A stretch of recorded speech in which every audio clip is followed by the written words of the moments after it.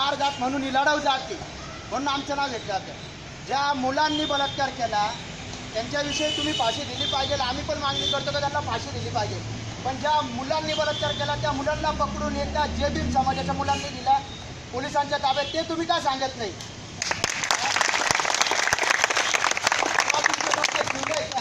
तुम्ही सांगता मुख मोर्चामध्ये गेल्यावर आमचे कार्यकर्ते तिथं आमच्या विरोधात घोषणा देतात, तिथं आमच्या विरोधात बोललं जातं आणि म्हणे मुख मोर्चा.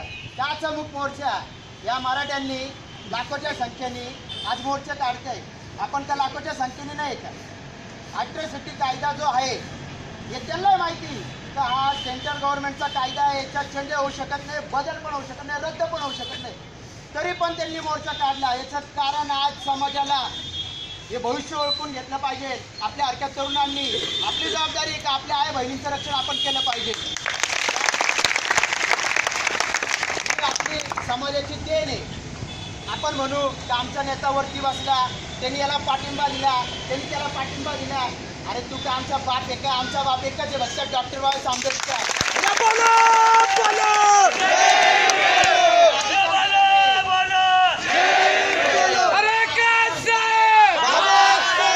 आमच्या याच्यात पाठिंबा द्यायचा. जर एखाद्या बिल्डिंगमध्ये तुम्ही राहताय, एखाद्या बंगल्यामध्ये तुम्ही राहताय, त्या बिल्डरला अधिकार आहे का तुमच्या रूममध्ये तुम्ही कोणता रंग दिला पाहिजे?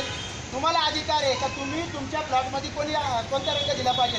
वरती बसून आपला नेता सांगतो का माझा याला पाठिंबा, माझा त्याला पाठिंबा. होम ग्राउंडला जेव्हा तू येऊन बघ तर तुला संदलीचा जातीवाद काय 3 पट पोरं आमच्या जीवावर जाणारे, आत्तापर्यंत त्यांच्याकडे डोळेवर करून बघणारे लोक तेव्हा ते आम्हाला सांगायचे नाना भाई का आम्हाला या लोकांनी बघितलं, आम्हाला चिडलेंनी आम्हाला मारलं. तेव्हा मार समज त्यांच्या हाती जायचा. दोस्ती बघायचो, मैत्री बघायचो. आता मोर्चाच्या माध्यमातून ते आम्हाला सांगतं एकदाच घुसतो भगवा दिसतो. अरे तुमच्या आईची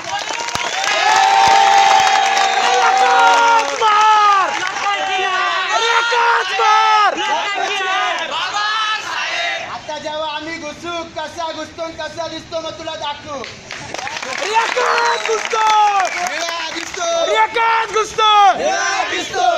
आपल्या पोरं कॉलेजला जातात, कॉलेजमध्ये ते मैत्री करतात, तिथं काही म्हणजे सगळ्याच जातीचे मुलं राहतात.